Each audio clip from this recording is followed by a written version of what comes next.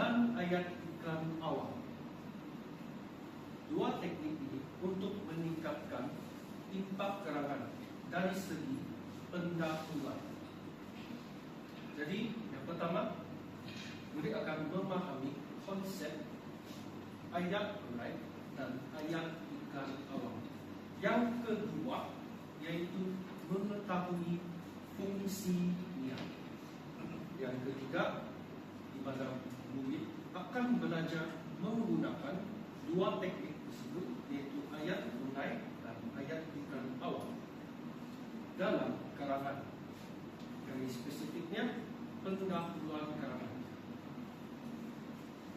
Dan kita sudah memang cikgu tahu kamu semua mempunyai asas membuat dan mencipta karangan dari segi pendahuluan, tapi dengan menggunakan dua teknik ini, hal ini akan menyebabkan menaik tarafkan pendahuluan karangan Anda. Jadi, apakah itu ayat pengaid? Dari segi definisinya, yaitu ayat pengaid ialah ayat pembuka. Jadi, selalu berada dalam ayat pertama dalam pendahuluan untuk menarik perhatian pembaca, yaitu guru, dan menyediakan konteks kepada karangan. Jadi konteks itu mestilah berkaitan dengan topik serta tema. Di bahagian fungsi, yaitu menarik perhatian pembaca. Yang kedua, memberi konteks topik. Yang ketiga yaitu menghubungkan dengan message utama karangan. Contohnya, kalau karangan berkaitan dengan perpaduan dan keharmonian negara, jadi murid hendaklah tulis tema tersebut. Janganlah tiba-tiba langkah-langkah untuk membersihkan tandas. Itu lain sudah. Contoh ayat pengaid yang ringkas. Apakah yang berlaku jika setiap tindakan kecil kita boleh mengubah masyarakat? Yang ini adalah salah satu elemen ayat pengaid, tapi cikgu akan menerangkan yang seterusnya. Jadi dalam ayat pengaid ada 6, tetapi hari ini cikgu akan menerangkan 3 saja yang lebih hangat. Contohnya, yang pertama deskripsi atau gambaran hidup. Yang ini saya rasa yang paling sesuai untuk kini. Kenapa? Kau suka membaca novel kan? Jadi selalu dalam novel hanya perlu dengan teks. Jadi pembaca itu perlu membaca lalu menghasilkan gambaran dan memberi deskripsi supaya ada situasi. Contohnya, contohnya ada teman tapi tidak. Dia sedang berfikir laluan kampungnya. Kau dari mana? Kampung mana? Kampung mana? Kota Merdu. Jadi laluan kampung Ki, yaitu Kota Merdu, bersih selepas penduduk bekerjasama membersihkannya. Itulah situasi di bawah deskripsi dan gambaran tentang laluan kampung Ki, keadaannya. Yang kedua yaitu anekdot atau kisah pribadi. Jadi semasa menulis ayat pengaid, mungkin murid rasa saya tidak tahu mau tulis apa. Tetapi jangan risau. Berdasarkan kisah pribadi Contohnya macam situasi yang pernah berlaku, tulis saja. Contohnya, saya terkejut melihat jiran membantu tanpa diminta. Ini berdasarkan murid masing-masing, sebab ini bisa pribadi. Tidak semua orang tahu. Yang ketiga, yaitu statistik. Yang ini paling sesuai untuk Esther, sebab yang dimaksudkan nombor-nombor yang bermatematik. Contohnya, tahukah Anda gotong royong dapat meningkatkan perpaduan komuniti sebanyak 80%. Jadi, yang ini elemen menunjukkan peratusan dan nombor yang menunjukkan statistik atau fakta.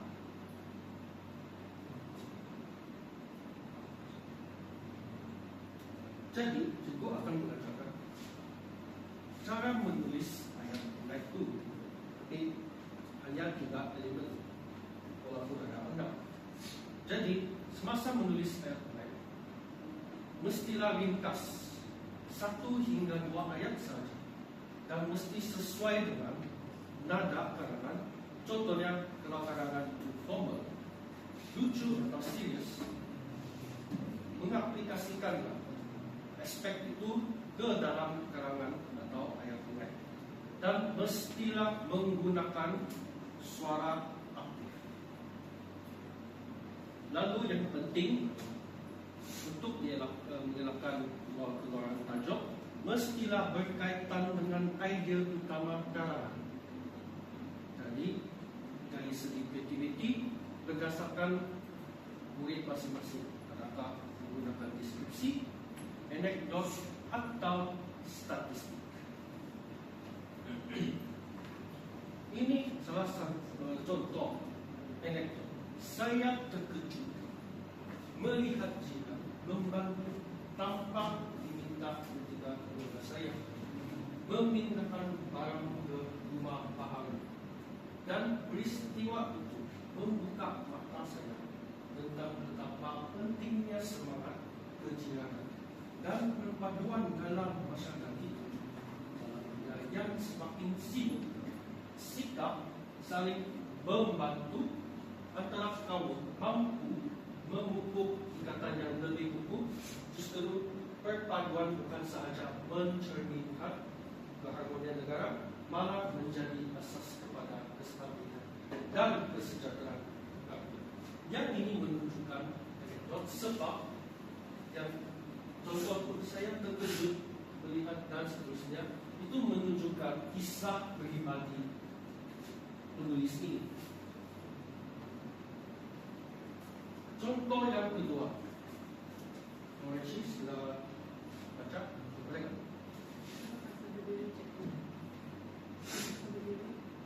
Apa ya? Terus baca. Laluan kampung bersih selepas penduduk bekerja sama membersihkannya. Situasi ini menggambarkan kekuatan perpaduan apabila semua masyarakat tanpa mengira latar belakang berganding bahu melakukan sesuatu demi kepentingan bersama. Kerjasama yang ditunjukkan bukan sahaja membawa perubahan fizikal kepada persekitaran, tetapi turut mengukuhkan keharmonian sosial. Maka perpaduan merupakan elemen penting yang perlu terus dipupuk demi kemajuan dan kestabilan negara. Terima kasih. Cuba teka, ini elemen yang mana satu?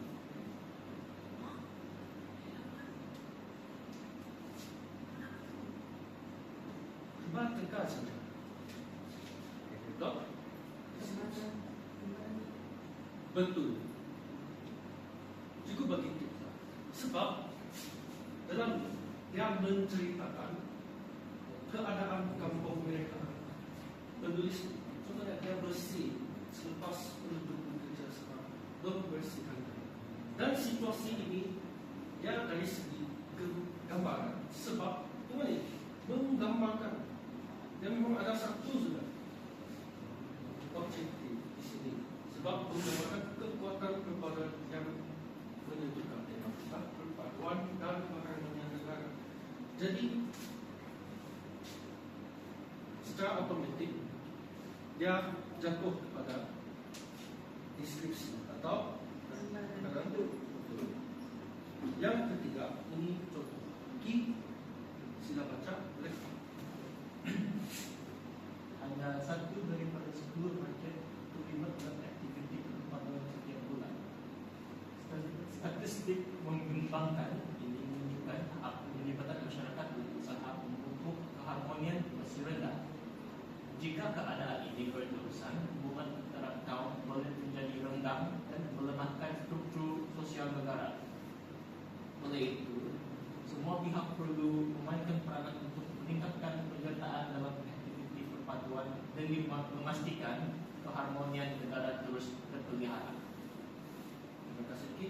Jadi berdasarkan dari segi perspektif anda, memang tetap ini berelemen yang merasa yang antara tiga Elemen statistik. betul. Hal ini sebab kerana kan saya sudah cakap, statistik selalu menunjukkan nombor-nombor. Yang sini 1 daripada 10 sudah menunjukkan nombor. Dan sini pun ada statistik. Jadi memanglah senang untuk didapat. Dan seterusnya itu ayat iklan awal.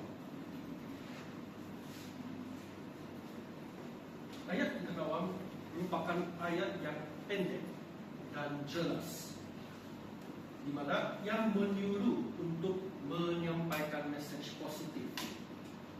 Jadi semasa kamu menulis ayat iklan awal ini, kau harus menyampaikan sesuatu mesej, tapi mesti berpositif. Janganlah guna yang negatif.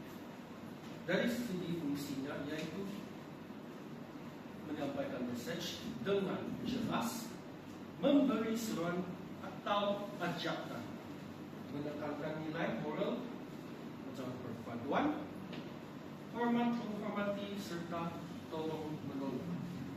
Contohnya, mari bekerja sama walaupun berlainan kaum. Saling tolong menolong, masyarakat harmoni terjaga. Ini adalah contoh bagi ayat iklan awal. Kalau dalam pendahuluan keterangan selalu berada di ujung pendahuluan keterangan, contohnya slogan ini dia mengingatkan kita bahwa perbezaan kaum, budaya dan bahasa bukanlah penghalang pada kerjasama. Sebaliknya sikap saling menghormati dapat melahirkan masyarakat yang hidup dan sesuai alam dan bersatu. Oleh itu, menghargai kepandaian budaya adalah asas penting dalam menegakkan perpaduan negara. Jadi, yang ini selalu dia boleh menggunakan dalam pendahuluan negara, tapi mesti menulis di ujungnya supaya dia lebih menarik perhatian pembaca.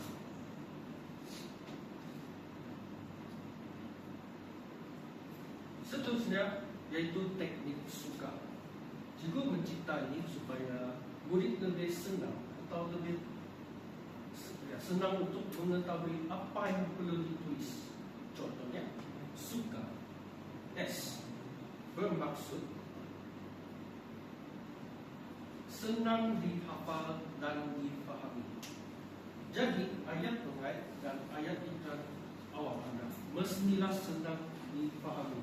Dia mesti ringkas, jelas dan mudah difahami oleh pembaca.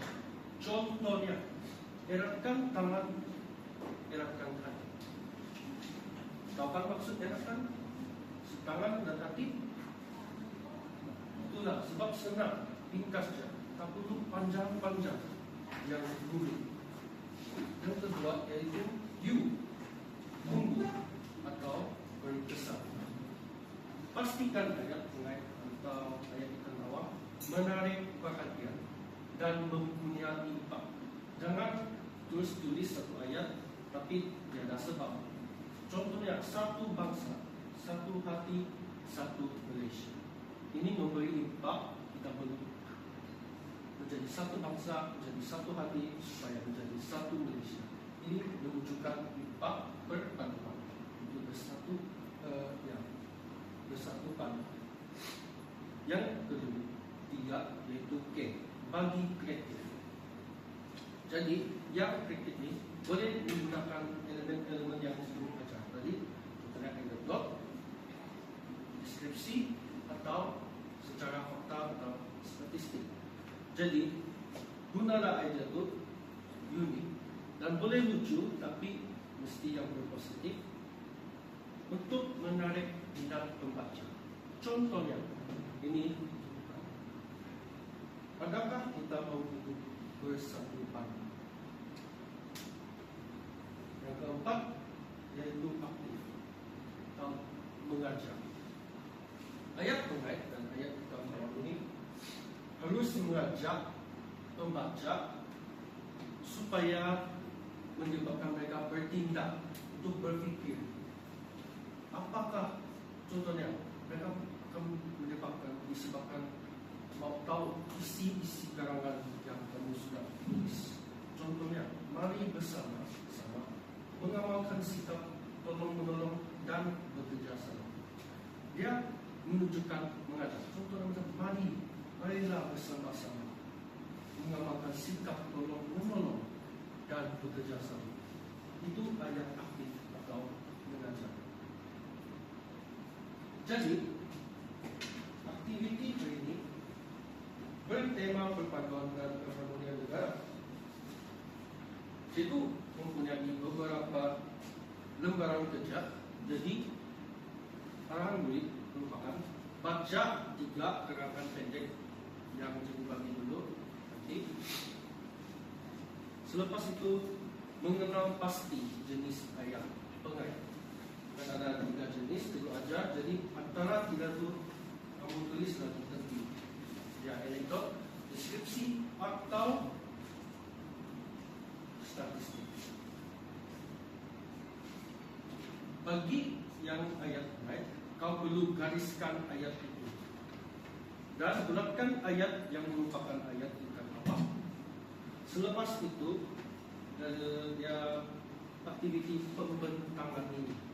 Jadi, kamu antara satu, minta maaf, ini kerja kumpulan, tapi cikgu akan suruh satu murid baling dan itu dan disediakan sekali. Jadi lihat nombor dan Anda. Contohnya, Steve mendapat nombor 3, yaitu fakta atau data. Jadi, berdasarkan jawabannya, Flo perlu membentangkan mana satu yang fakta atau data. Selepas itu, serahkan kepada guru selepas aktiviti siap. Jadi, cikgu mau murid-murid buat suatu kumpulan lebih kurang 3 hingga 4 ahli.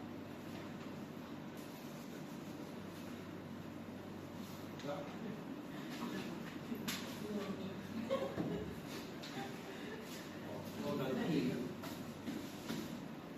juga akan beri masa lebih kurang beberapa menit untuk murid menyiapkan.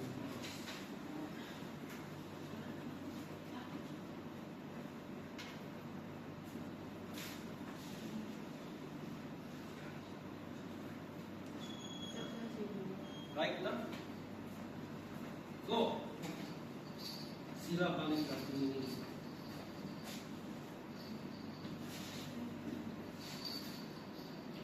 Keempat, yaitu anekdot. Jadi cikgu mau kamu untuk membaca jawaban Anda, tapi yang anekdot. Tak perlu dulu, cikgu. Tak perlu. Betul.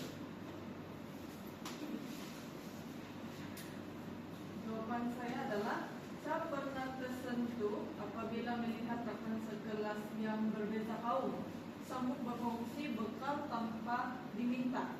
Kejadian ini membuktikan bahwa perpaduan tidak memerlukan tindakan besar. Sebaliknya bermula daripada sikap prihatin sesama manusia.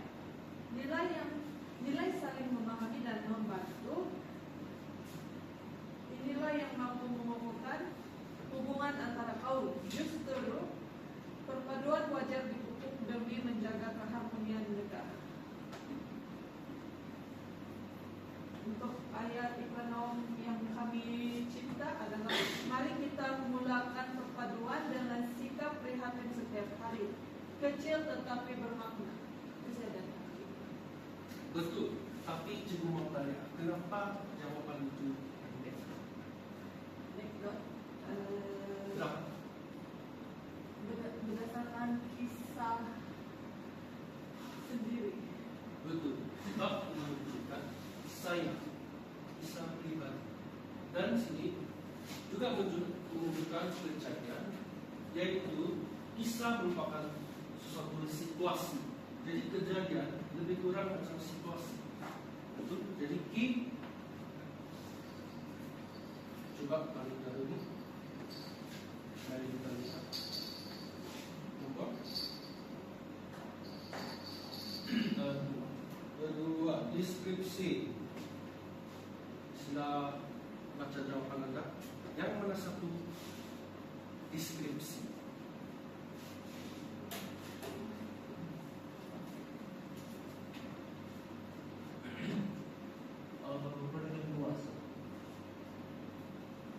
Boleh juga tahu kenapa?